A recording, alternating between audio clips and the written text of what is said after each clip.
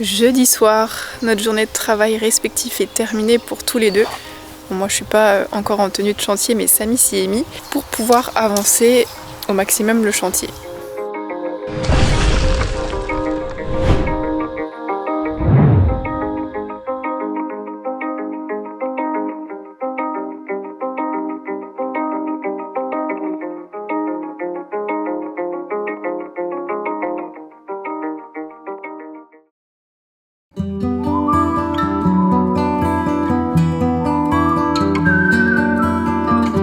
Pour ce projet terrasse, il est maintenant temps d'attaquer le terrassement.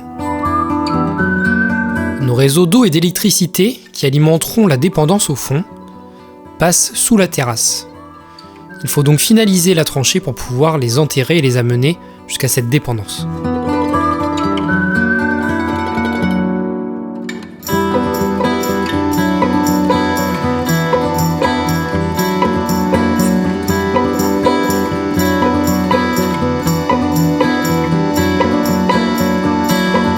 La tranchée a fini d'être creusée avec la mini-pelle et donc maintenant on passe à la mise en place des fourreaux. Et ensuite ce qu'il va falloir faire, ça va être de mettre le sable et le grillage avertisseur avant de reboucher. Je vous montre tout ça. Voici la belle tranchée et qui va jusqu'à la petite aile de la dépendance. Et ici, on a l'endroit avec beaucoup de racines où ça a été beaucoup plus difficile de creuser. Heureusement qu'il y avait la mini-pelle parce qu'à la main ça aurait été encore pire. Mais même avec la mini-pelle, au début c'était pas si simple avant de prendre le coup de main. On a toujours nos chèvres avec nous. Toute la longueur a été tirée. Hop.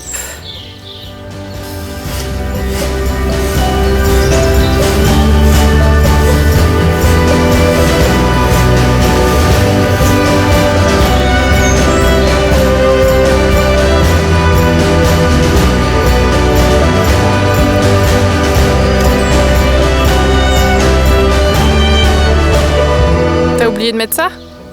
Et si tu le mets de l'autre côté, c'est pas bon? Ah bah non.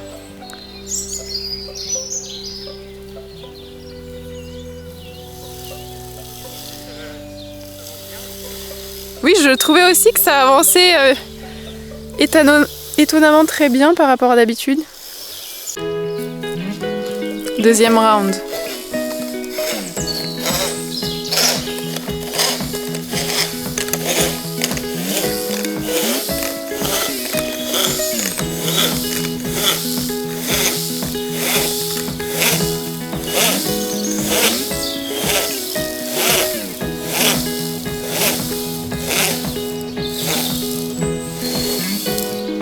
Ça passe plus. C'est dur.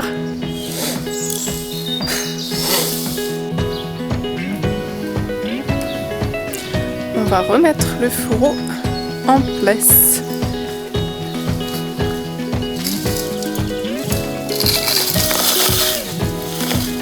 Mon lilas. Oh, mon lilas. Couper les fleurs. Bon, changement de programme. On devait reboucher la tranchée le plus rapidement possible pour pouvoir attaquer le terrassement.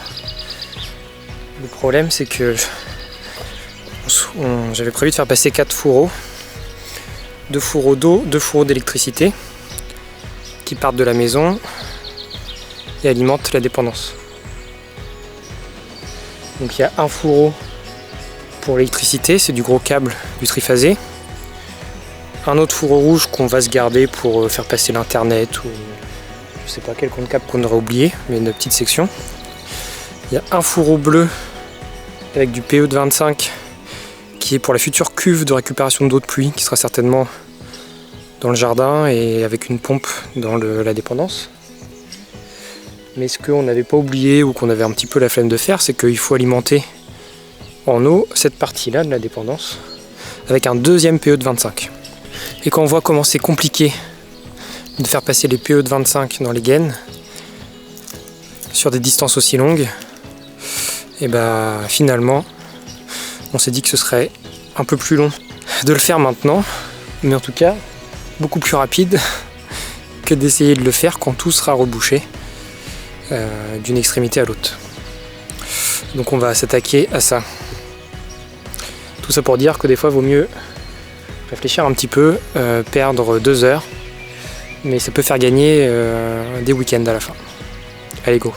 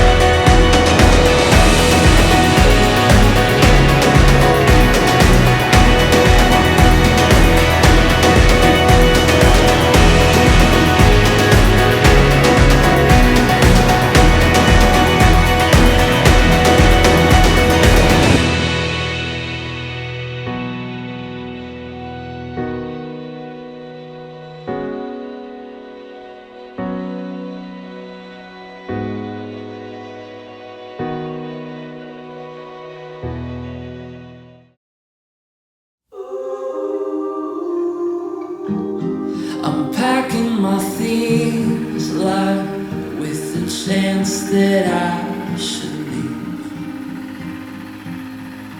Maintenant que la dépendance est raccordée, on peut passer au décaissement de la terrasse. On a environ 40 mètres cubes de terre à retirer sur 100 mètres carrés. Ça va être l'occasion de prendre en main la mini-pelle.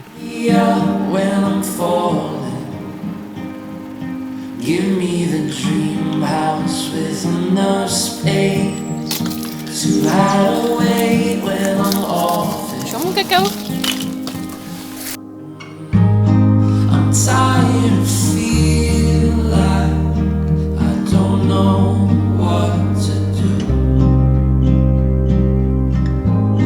And looking at past lives, that's what I never.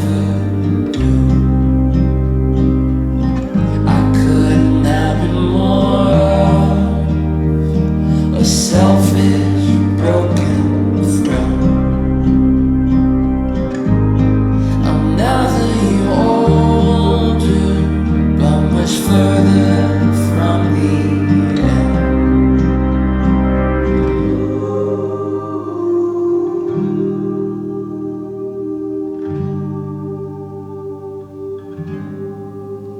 I want the dream life with enough things.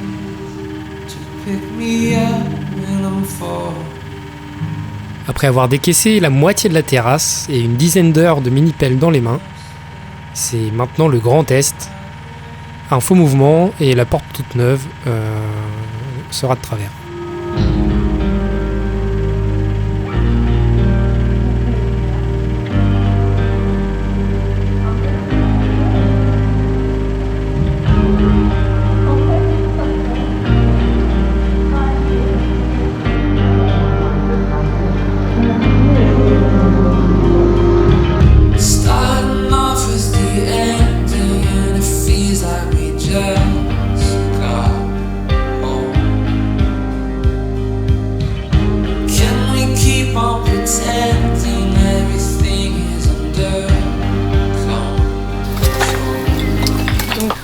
Voilà les pavés que Samy a récupérés.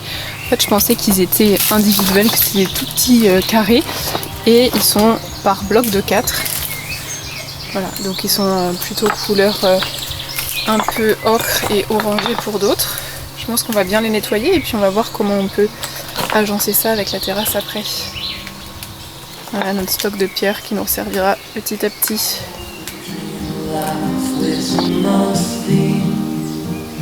Pick me up when I'm falling. Give me the dream house with enough space to hide away when I'm off. I'm tired of feeling like I don't know what to do.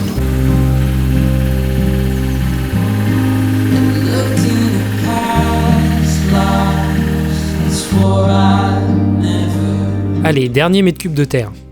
En timelapse c'est rapide, mais en vitesse réelle, je pense qu'on a dû mettre entre 30 et 40 heures pour tout décaisser.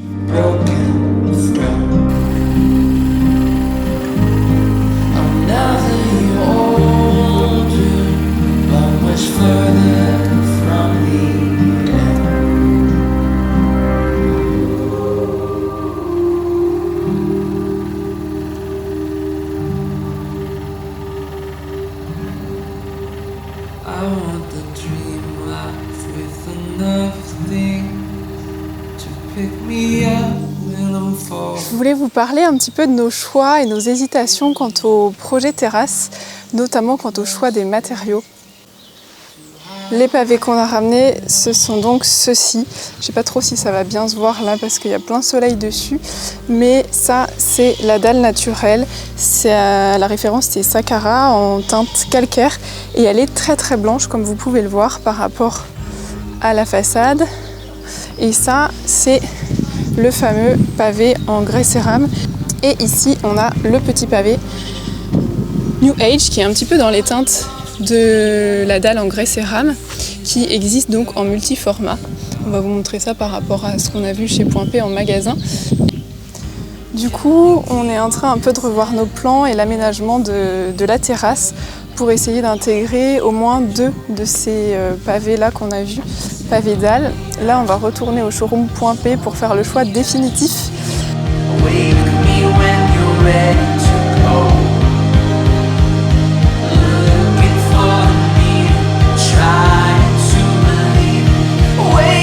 Quelle surprise on a eu un soir de voir dans le jardin ce couple de chevreuils. Ils ont sûrement été attirés et rassurés par la paisibilité des chèvres.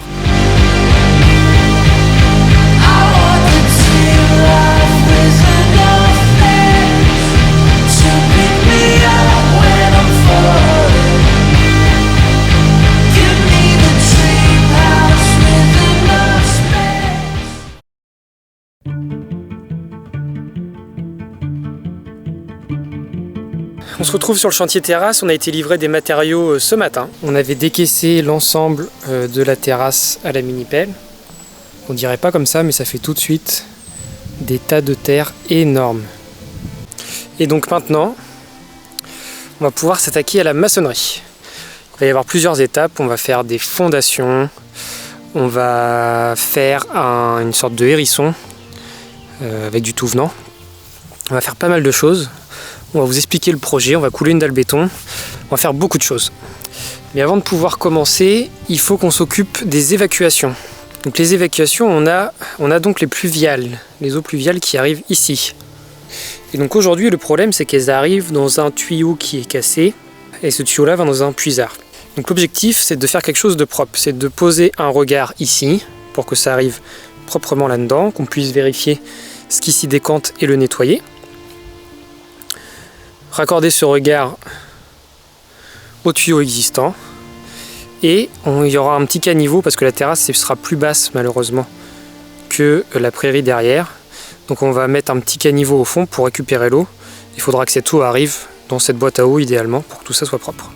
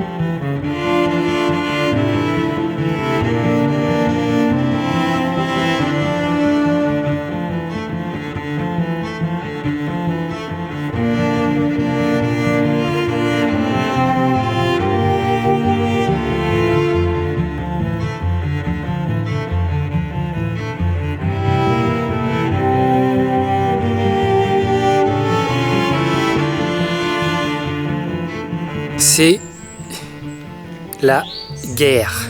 Donc vous vous rappelez notre problème de descente, il y avait un tuyau qui partait par là. Je pensais le récupérer ici, Sauf que bien évidemment, je ne l'ai pas trouvé. Je me suis dit, je vais creuser à côté. Bien évidemment, je ne l'ai pas trouvé. Et donc je me suis dit, je vais recreuser à côté. Et là, je suis tombé pile poil sur un puisard ou même un puits. Regardez ça, c'est maçonné en plus en pierre, c'est magnifique. Et donc, bien évidemment, notre tuyau en béton arrive ici. Donc je vais pouvoir repartir d'ici pour aller chercher notre caniveau. Donc voilà, le puits est ici et le caniveau sera là-bas. C'était pas évident du tout, mais on y a réussi. Donc là j'ai acheté des gros regards de 50 qu'on va venir poser ici pour faire quelque chose de propre. Et comme ça à l'avenir on n'a pas à se poser de questions. Si un jour il y a besoin de nettoyer ou je sais pas faire un peu de maintenance, tout sera ici.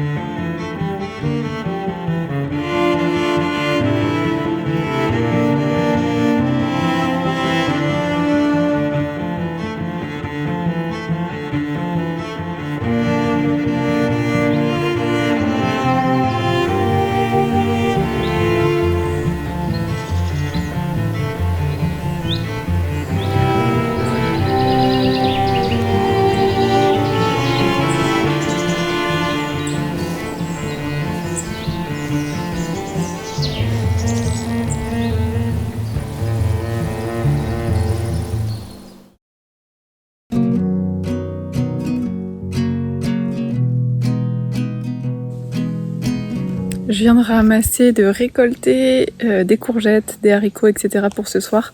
On a déjà les pommes de terre du jardin qu'on a récoltées. Tout se plaît bien là en ce moment. C'est top, c'est en train de pousser.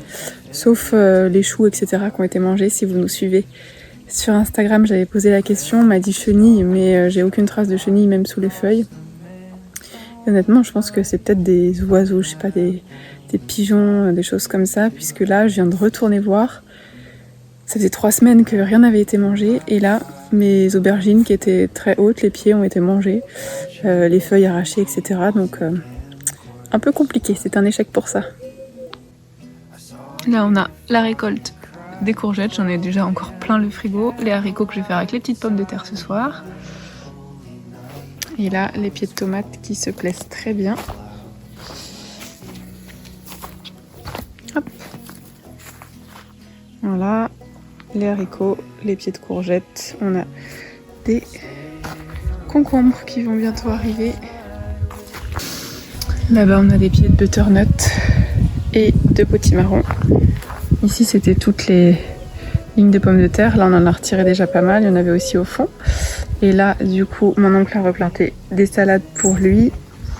Et nous là on a les salades mais c'est la fin, il va falloir que je remette d'autres. Les petits radis ici. Des betteraves, les fraises mais qui n'ont rien donné cette année parce que c'est la première fois qu'on les plante et puis c'était assez tardif. Et voilà quoi. Pour ceux qui ne nous suivent pas sur Insta et qui n'ont pas vu l'évolution du potager. Hop. Et là j'avais mis des pieds de tomates le long du mur pour pouvoir couvrir en cas de pluie pour éviter le mildiou comme l'année dernière quand on avait perdu tous nos pieds de tomates. Bon, cette année c'est pas le cas, c'est très sec. Mais alors là du coup je vais arroser, vous voyez, hein, les pieds font un petit peu la tête. Mais ça va vite repartir. Maybe I should give up on Christmas. Could I ever trust this time of year? Alors on espère que cette vidéo vous aura plu. N'hésitez pas à mettre un petit like Si vous avez des questions, c'est en commentaire. Et surtout, n'oubliez pas de vous abonner, c'est le meilleur moyen de nous soutenir. Alors à très vite, au petit château 1780.